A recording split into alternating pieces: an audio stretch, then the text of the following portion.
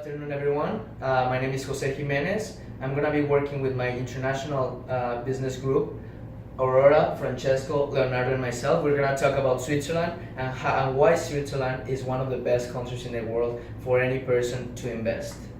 I'm going to speak about the values embedded in Switzerland and how these are assets for any person who is looking to invest in this country.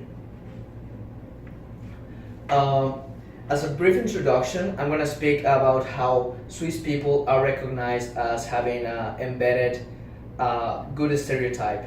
They're always recognized for being persons who like to be punctual, they like respect, they like to keep a distance, which means they like to have a personal space. They're very smart, multicultural, since they have 4 quartiers, they speak 4 languages. So it's a multicultural country. They're very organized. They like to work collaborative, but at the same time, they like to be working individually. And they have really strict rules what they follow in their daily life. Always, they like to follow the government rules, which make them a very organized culture. This is what makes Switzerland one of the best economies and one of the best people in the world, because they follow the rules of the government. So they're very respectful, reserved, and the Swiss franc actually is one of the top 5 economies in the world. Something that I'm gonna speak about the culture embedded in Switzerland is how the education actually it's a great asset for an investor when looking in a country. We can say that Switzerland, based on a ranking from the World Economic Forum, it's the #1 country in the world for many reasons. For citizenship, entrepreneurship, open for business, power, and as I said already, they speak depending of the place located, but for sure they're bilingual. They have to speak 2 languages in order to them to get a job. It could be speaking German, French, Italian, or Romansh, which is located in every province next to Germany, Italy, or France.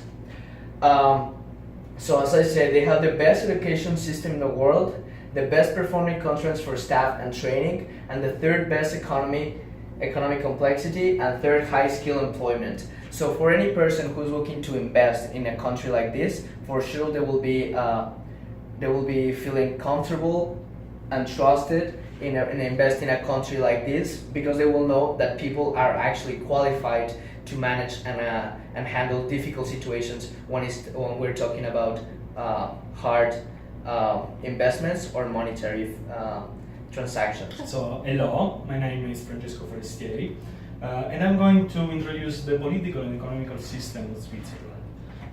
Switzerland is a democratic political system led by a federal government, which is composed by 7 members elected directly by the bicameral parliament. The parliament is elected by the population, which needs to reach the age of 18. Only 5.3 million voters out of 88 million of the entire population is allowed to vote. We want to focus on these facts because they are very important in terms of investment decisions. If we think about how political stability can influence the decision process of a company in terms of investments, we will conclude that a system like the Swiss one is if not perfect, almost more appealing if a company would decide to make such a choice. Bern is the capital, and the other major cities are Zurich, Basel, and Geneva. Speaking of the economical system, we can say that Switzerland is one of the richest European countries with the second GDP per capita in the world. Most of its GDP is generated by the service sector, with just a small amount produced by the industry. The majority of the trades are with the EU, creating a good 78% of imports against 43% of exports. Most of the firms are small and medium-sized businesses. By small and medium, we refer to those companies composed by a maximum of 250 employees. Every year, Switzerland spends almost 3% of its entire GDP in research and development activities. The industry sector includes manufacturers of watches, engines, generators, and different high-tech products, all recognized for their high quality. The official currency is the Swiss franc, which can create some problems in terms of trades, as its value is always lower than euro or in our case the Canadian dollar. In 2017, the unemployment rate fell from 4% to 3.2%, which is lower than the general EU rate. And this is another reason why Switzerland is very appealing for investing. This slide represents it's just a general overview of what the economy in Switzerland is represented by. So, for example, we have 3.5% is employed in agriculture, 20.7% is in industry, and 75.8% is in services. This chart here represents instead the people employed by the economic sectors. As we can see, agriculture is just 3.9%, while various ones of miscellaneous is 42.4%. Industry and trade, which is the one that we are interested in, represents almost a 50% of the entire sectors. Talking about employment by industries, we can see that 31% is employed in buildings, 24% is in others, and about metal processing, watches and textile clothes represents just 20-25% of the entire industry. Now I'm gonna talk about the ethics embedded in the Swiss culture and in the business models. Companies in Switzerland have a very defined business work ethics, where they bring it either inside their culture, inside the people, but they also bring this to their companies. Companies in Switzerland, they look forward to have human rights inside their system, which means fight against the corruption and unfairness. They look forward to have a very clean system inside their companies. They don't like to have anything that is not fair between the top managers and the lowest positions. They want to have fairness in their companies. Something very important and inside as well the companies are the environment. They are a country who looks forward to keep look forward to have a safe and clean environment for the world. So they promote environmental projects. They promote cleanliness, recycling, and all these type of things inside their companies, but as well for the wealth of the world.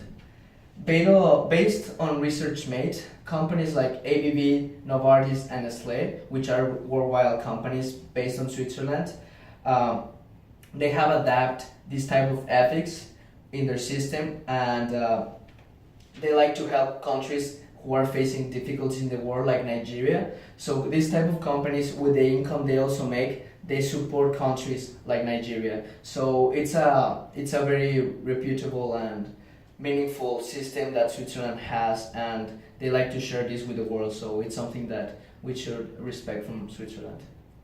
Good afternoon, my name is Aurora. I'm going to talk about and finish up the chapter that Jose was talking about. So I'm going to talk about the different ethic laws that Switzerland has.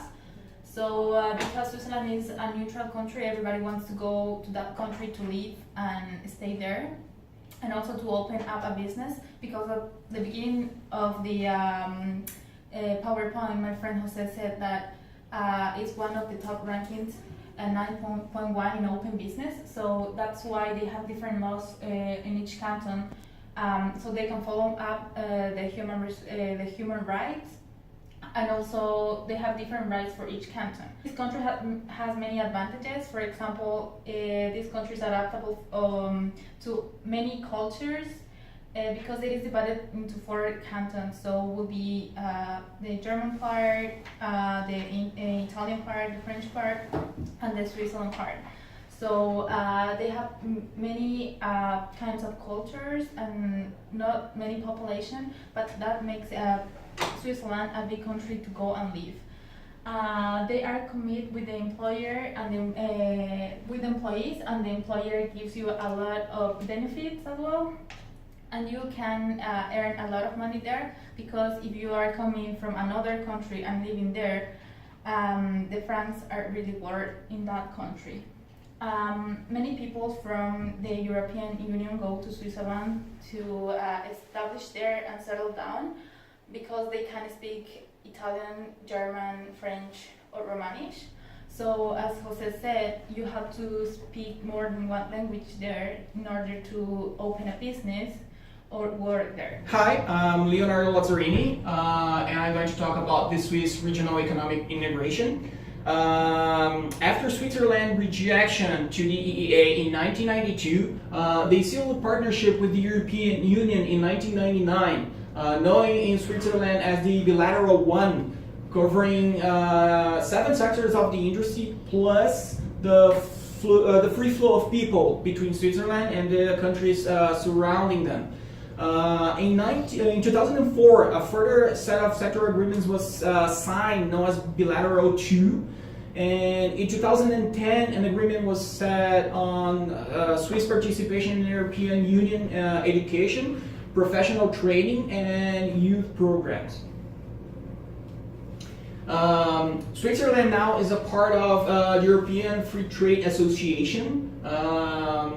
Switzerland also has some trade agreements with Japan and China, and their economic and trade relations are basically with European Union related countries. They don't do much trading with the other countries outside the world, besides Japan and China we've already talked about, and the European Union.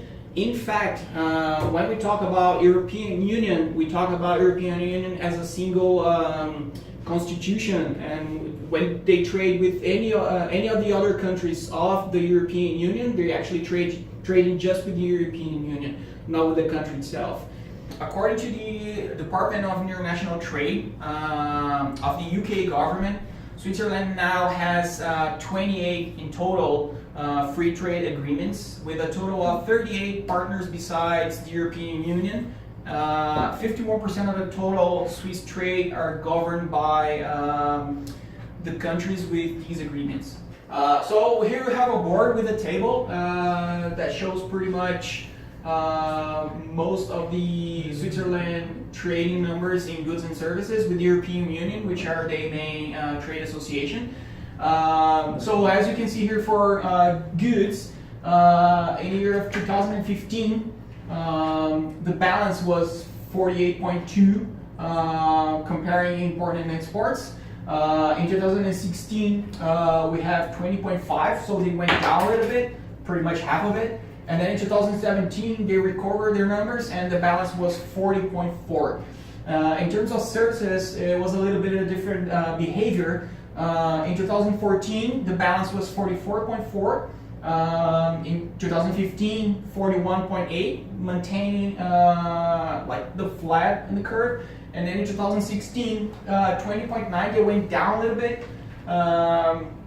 But yeah, pretty much most of the 50% of their trading numbers are with the countries from the European Union.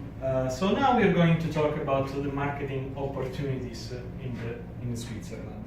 As showed before, we know that exports are higher than imports, with the miscellaneous products being exported for the majority, the same for imports.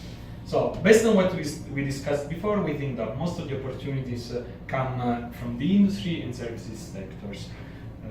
Export is traded the most with the major of European Union countries, and ranking Switzerland at the 14th place among all the countries in the world for export trades. Being located in the center of Europe, Western Europe, Switzerland looks like the heart of Europe, and this makes much easier the logistic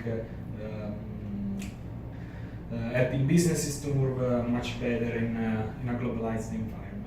If we think like, as we saw before, like Italy, Germany, France, Austria, and even like UK are just about like 10 hours away. Being a multilingual country helps Switzerland to be a very appealing country to invest in with.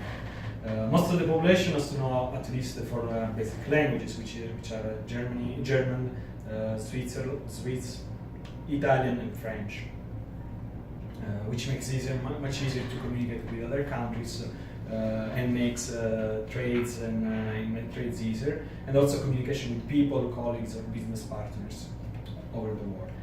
Investors normally can face some barriers to enter the market in Switzerland due to protective and technical regulations, as well as exclusive rights and intellectual property to operate in the country. Okay, so every time we talk about marketing, we have to talk about at least strengths and weaknesses, like a small SWOT analysis. So Switzerland, for strength in their market, they have, of course, the central location in Europe, so it's pretty much like the heart of Europe. It's among like all the countries, right? Their political and financial stability, it was already spoken here before. Excellent public infrastructure. So like when people walk on the streets, like all the public structure is really good. Highly educated workforce, so pretty much like even if you go to a factory, the people on the floor has a really high education. Of course, high productivity. So they're really enrolled with the just-in-time procedures and keeping waste slow, cost of production slow, and of course the productivity high. Investment in research and development, of course, like they put a lot of money and a lot of effort and try to figure out innovative ways in the industry. Power in purchasing what is best in the world, and low tax rate. For weaknesses, of course, not everyone's perfect. So the Swiss market has European Union standards and not always adopt. European Union standards are really strict. They're really hard to cope with all the rules, so they pretty much like try their ways to avoid some of the restrictions of the standards from the European Union. Domestic rules and regulations. Of course, Switzerland itself has a lot of rules and regulations. Everybody knows Switzerland as a country with a lot of rules. High regulated market, same thing, like a lot of laws, a lot of rules, pretty much for advertising. They have a lot of regularization there. Difficult to ensure local legal compliances for certain industries.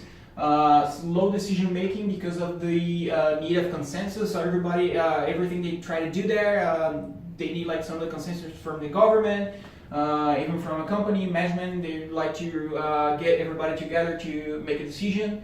And of course, the Swiss consumers place. Like they're really like looking for a premium quality. So if there's no products like really high quality products, they simply don't buy it. So it's really hard for you to have like super high quality products so you can sell to your customers. So I'm gonna talk about the tariffs in Switzerland. They are very low within the European Union. They have many tariffs within different countries as well, and all over the world, and they apply when you come and go out of the country. I have a chart here that shows the export and import. So Switzerland exports machinery, chemicals, metals, agricultural products, textiles, and in this July 2018, US put a tariff on the steel and aluminum products that Switzerland export. It's 25% on steel and 10% on aluminum. We have here the chart, so we can see that Switzerland exports 19.7% of the products to Germany, and Germany imports 33.3%. Switzerland exports 9.6% to the United States, but this might change because of the law that the United States just put. Switzerland also has different trades within the European Union. One of them is a free trade agreement that was that they agreed since 1972, and this agreement helps customers with the products with the products that they export and import.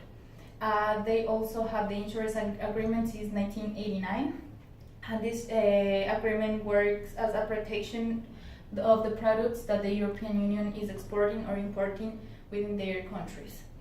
In this slide, I'm gonna talk about the tariffs that the Swiss immigration put when people come in the country or go out of the country. So this is very interesting because it's through a system called harmonized system that only Switzerland use. So if you go to, I have here an example. So if you go to the website, they will show up a page like this. So you have to put transportation direction, so import or export. I choose import just for an example, and then you put Ecuador, for example, and the date. So when you go to the immigration page of Switzerland, you can find all the products over there that is agriculture, that is meat, or everything, machinery, or everything that you can imagine. So here is like a breakdown of all the numbers and the chemicals and everything that you can import or export from Switzerland or to Switzerland. So how this works, you have to look for the product in the website and then put the first six digits of the 8 digits, and then look for the product, and then at the end they will show you how much % of import or export tariffs they are charging you when you go out and you come in the country. When it's like a lot of products or it's a machinery that have to be transported from one country to another country, it works different because it has to be by water, not by air. So you can find everything in this chart, and you have all the countries in all over the world. So if you want to go to the immigration page of the Switzerland, you can just try and put whatever product you want and see how the tariffs work in this country.